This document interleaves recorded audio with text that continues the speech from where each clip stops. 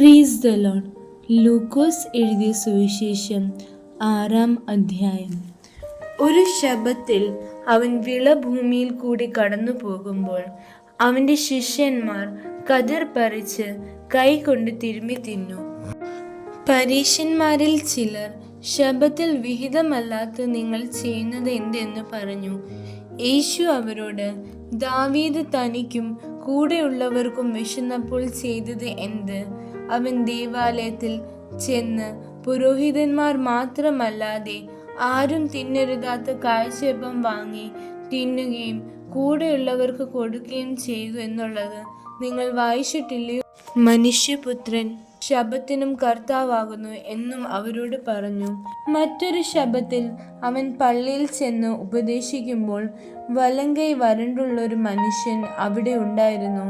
ശാസ്ത്രിമാരും പരീശന്മാരും അവനെ കുറ്റം ചുമത്തുവാൻ സംഗതി കിട്ടേണ്ടതിന് അവൻ ശബ്ബത്തിൽ സൗഖ്യമാക്കുമോ എന്ന് നോക്കിക്കൊണ്ടിരുന്നു.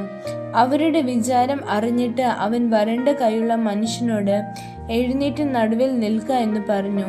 അവൻ എഴുന്നേറ്റ് നിന്നു. യേശു അവരോട്, ഞാൻ നിങ്ങളോട് ഒന്ന് ചോദിക്കട്ടെ, ശബ്ബത്തിൽ നന്മ ചെയ്യുകയോ തിന്മ ചെയ്യുകയോ, ജീവനെ രക്ഷിക്കുകയോ നശിപ്പിക്കുകയോ, ഏത് വിഹിതമെന്ന് പറഞ്ഞു. അവരെ എല്ലാം ചുറ്റും നോക്കിയിട്ട് ആ മനുഷ്യനോട് കൈ നീട്ടുക എന്ന് പറഞ്ഞു. അവൻ അങ്ങനെ ചെയ്തു. അവൻ്റെ കൈക്ക് സൗഖ്യം വന്നു. അവരോ ഭ്രാന്ത് നിറഞ്ഞവരായി യേശുവിനെ എന്ത് ചെയ്യേണ്ടു എന്ന് തമ്മിൽ ആലോചന കഴിച്ചു. ആ കാലത്ത് അവൻ പ്രാർത്ഥിക്കേണ്ടതിന് ഒരു മലയിൽ ചെന്ന് ദൈവത്തോടുള്ള പ്രാർത്ഥനയിൽ രാത്രി കഴിച്ചു. നേരം വെളുത്തപ്പോൾ അവൻ ശിഷ്യന്മാരെ അടുക്കൽ വിളിച്ചു. അവരിൽ 12 പേരെ തെരഞ്ഞെടുത്തു. അവർക്ക് അപ്പോസ്തലന്മാർ എന്നും പത്രോസ് എന്ന് അവൻ പേർ വിളിച്ച ശിമോൻ, അവൻ്റെ സഹോദരനായ അന്ത്രയാസ്, യാക്കോബ്, യോഹന്നാൻ, ഫിലിപ്പോസ്, ബർത്തലോമായി, മത്തായി, തോമസ്, അൽഫായുടെ മകനായ യാക്കോബ്, എരിവുകാരനായ ശീമോൻ, യാക്കോബിൻ്റെ സഹോദരനായ യൂദ, ദ്രോഹിയായി തീർന്ന ഇസ്കരിയോത്ത് യൂദ എന്നിവർ തന്നെ. അവൻ അവരോട് കൂടെ ഇറങ്ങി സമഭൂമിയിൽ നിന്നു. അവൻ്റെ ശിഷ്യന്മാരുടെ കൂട്ടവും യഹൂദയിൽ എല്ലായിടത്തു നിന്നും യെരുശലേമിൽ നിന്നും സോർ സീദോൻ എന്ന സമുദ്ര തീരങ്ങളിൽ നിന്നും അവൻ്റെ വചനം കേൾപ്പാനും രോഗശാന്തി കിട്ടുവാനും വന്ന ബഹുപുരുഷാരവും ഉണ്ടായിരുന്നു. അശുദ്ധാത്മാക്കൾ ബാധിച്ചവരും സൗഖ്യം പ്രാപിച്ചു. ശക്തി അവനിൽ നിന്ന് പുറപ്പെട്ട് എല്ലാവരെയും സൗഖ്യമാക്കുക കൊണ്ട് പുരുഷാരമൊക്കെയും. അനന്തരം അവൻ ശിഷ്യന്മാരെ നോക്കി പറഞ്ഞത്, ദരിദ്രന്മാരായ നിങ്ങൾ ഭാഗ്യവാന്മാർ, ദൈവരാജ്യം നിങ്ങൾക്കുള്ളത്. ഇപ്പോൾ വിശക്കുന്നവരായ നിങ്ങൾ ഭാഗ്യവാന്മാർ, നിങ്ങൾക്ക് തൃപ്തി വരും. ഇപ്പോൾ കരയുന്നവരായ നിങ്ങൾ ഭാഗ്യവാന്മാർ, നിങ്ങൾ ചിരിക്കും. മനുഷ്യപുത്രൻ നിമിത്തം മനുഷ്യർ നിങ്ങളെ ദ്വേഷിച്ച് ഭ്രഷ്ടരാക്കി നിന്ദിച്ച് നിങ്ങളുടെ പേർ വിടക്കെന്ന് തള്ളുമ്പോൾ നിങ്ങൾ ഭാഗ്യവാന്മാർ. ആ നാളിൽ സന്തോഷിച്ചു തുള്ളുവിൻ, നിങ്ങളുടെ പ്രതിഫലം സ്വർഗത്തിൽ വലുത്. അവരുടെ പിതാക്കന്മാർ പ്രവാചകന്മാരോട് അങ്ങനെ തന്നെ ചെയ്തുവല്ലോ. എന്നാൽ സമ്പന്നന്മാരായ നിങ്ങൾക്ക് അയ്യോ കഷ്ടം, നിങ്ങളുടെ ആശ്വാസം നിങ്ങൾക്ക് ലഭിച്ചു പോയല്ലോ. ഇപ്പോൾ തൃപ്തന്മാരായ നിങ്ങൾക്ക് അയ്യോ കഷ്ടം, നിങ്ങൾക്ക് വിശക്കും. ഇപ്പോൾ ചിരിക്കുന്നവരായ നിങ്ങൾക്ക് അയ്യോ കഷ്ടം, നിങ്ങൾ ദുഃഖിച്ചു കരയും. സകല മനുഷ്യർ നിങ്ങളെ പുകഴ്ത്തി പറയുമ്പോൾ നിങ്ങൾക്ക് അയ്യോ കഷ്ടം, അവരുടെ പിതാക്കന്മാർ കള്ളപ്രവാചകന്മാരെ അങ്ങനെ ചെയ്തുവല്ലോ. എന്നാൽ കേൾക്കുന്നവരായ നിങ്ങളോട് ഞാൻ പറയുന്നത്, നിങ്ങളുടെ ശത്രുക്കളെ സ്നേഹിപ്പിൻ, നിങ്ങളെ പകയ്ക്കുന്നവർക്ക് ഗുണം ചെയ്യുവിൻ, നിങ്ങളെ ശപിക്കുന്നവരെ അനുഗ്രഹിപ്പിൻ, നിങ്ങളെ ദുഷിക്കുന്നവർക്ക് വേണ്ടി പ്രാർത്ഥിപ്പിൻ. നിന്നെ ഒരു ചെകിടത്ത് അടി, നിന്നോട് ചോദിക്കുന്ന ഏവനും കൊടുക്ക. നിനക്കുള്ളത് എടുത്തു കളയനോട് മടക്കി ചോദിക്കരുത്. മനുഷ്യർ നിങ്ങൾക്ക് ചെയ്യണം എന്ന് നിങ്ങൾ ഇച്ഛിക്കുന്നത് പോലെ തന്നെ അവർക്കും ചെയ്യുവിൻ. നിങ്ങളെ സ്നേഹിക്കുന്നവരെ സ്നേഹിച്ചാൽ നിങ്ങൾക്ക് എന്ത് ഉപചാരം കിട്ടും? പാപികളും തങ്ങളെ സ്നേഹിക്കുന്നവരെ സ്നേഹിക്കുന്നുവല്ലോ.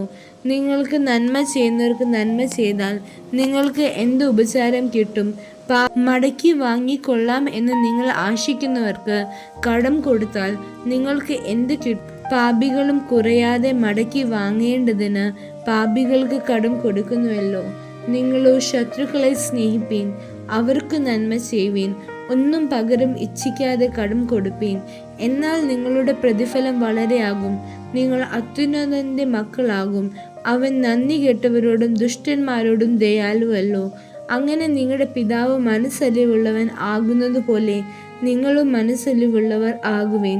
വിധിക്കരുത്, എന്നാൽ നിങ്ങൾക്കും ശിക്ഷാവിധി ഉണ്ടാകുകയില്ല. വിടുവീൻ, എന്നാൽ നിങ്ങളെയും വിടുവിക്കും. കൊടുപ്പീൻ, എന്നാൽ നിങ്ങൾക്കും കിട്ടും. അമർത്തി കുലുക്കി കവിയുന്നൊരു നല്ല അളവ് നിങ്ങളുടെ മടിയിൽ തരും. നിങ്ങൾ അളക്കുന്ന അളവിനാൽ നിങ്ങൾക്കും അളന്നു കിട്ടും. അവൻ ഒരു ഉപമയും അവരോട് പറഞ്ഞത്, കുരുടന് കുരുടനെ വഴി കാട്ടുവാൻ കഴിയുമോ? ഇരുവരും കുഴിയിൽ വീഴുകയില്ലയോ? ശിഷ്യൻ ഗുരുവിന് മീതെയല്ല. അഭ്യാസം തികഞ്ഞവൻ എല്ലാം ഗുരുവിനെ പോലെയാകും. എന്നാൽ നീ സഹോദരന്റെ കണ്ണിലെ കരട് നോക്കുകയും സ്വന്തം കണ്ണിലെ കോൽ വിചാരിക്കാതിരിക്കുകയും ചെയ്യുന്നത് എന്ത്? അല്ല, സ്വന്തം കണ്ണിലെ കോൽ നോക്കാതെ സഹോദര നില്ല്, നിന്റെ കണ്ണിലെ കരട് എടുത്തു കളയട്ടെ എന്ന് സഹോദരനോട് പറവാൻ നിനക്ക് എങ്ങനെ കഴിയും? കപടഭക്തിക്കാരാ, മുമ്പേ സ്വന്തം കണ്ണിലെ കോൽ എടുത്തു കളക, എന്നാൽ സഹോദരന്റെ കണ്ണിലെ കരട് എടുത്തു കളവാൻ നല്ല ഫലം കായ്ക്കുന്ന ആകാത്ത വൃക്ഷമില്ല. ഏത് വൃക്ഷത്തെയും ഫലം കൊണ്ട് അറിയാം. മുള്ളിൽ നിന്ന് അത്തിപ്പഴം ശേഖരിക്കുകയും നെരുനീലിൽ നിന്ന് മുന്തിരിങ്ങ പറിക്കുകയും ചെയ്യുമാറില്ലല്ലോ. നല്ല മനുഷ്യൻ തന്റെ ഹൃദയത്തിലെ നല്ല നിക്ഷേപത്തിൽ നിന്ന് നല്ലത് പുറപ്പെടുവിക്കുന്നു.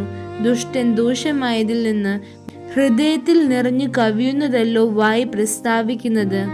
നിങ്ങൾ എന്നെ കർത്താവേ കർത്താവേ എന്ന് വിളിക്കുകയും ഞാൻ പറയുന്നത് ചെയ്യാതിരിക്കുകയും ചെയ്യുന്നത് എന്ത്? എൻ്റെ അടുക്കൽ വന്ന് എൻ്റെ വചനം കേട്ട് ചെയ്യുന്നവനെല്ലാം ഇന്നവനോട് തുല്യനെന്ന് ആഴെ കുഴിച്ച് പാറമേൽ അടിസ്ഥാനമിട്ട് വീട് പണിയുന്ന മനുഷ്യനോട് അവൻ തുല്യൻ. വെള്ളപ്പൊക്കം ഉണ്ടായിട്ട് ഒഴുക്ക് വീട്ടിനോട് അടിച്ചു. അത് നല്ലവണ്ണം പണിതിരിക്കൊണ്ട് അത് ഇളകിപ്പോയില്ല. കേട്ടിട്ട് ചെയ്യാത്തവനോ അടിസ്ഥാനം കൂടാതെ മണ്ണിന്മേൽ വീട് പണിത മനുഷ്യനോട് തുല്യൻ. ഒഴുക്ക് അടിച്ച ഉടനെ ആ വീട്ടിന്റെ വീഴ്ച വലിയതുമായിരുന്നു. ആമേൻ.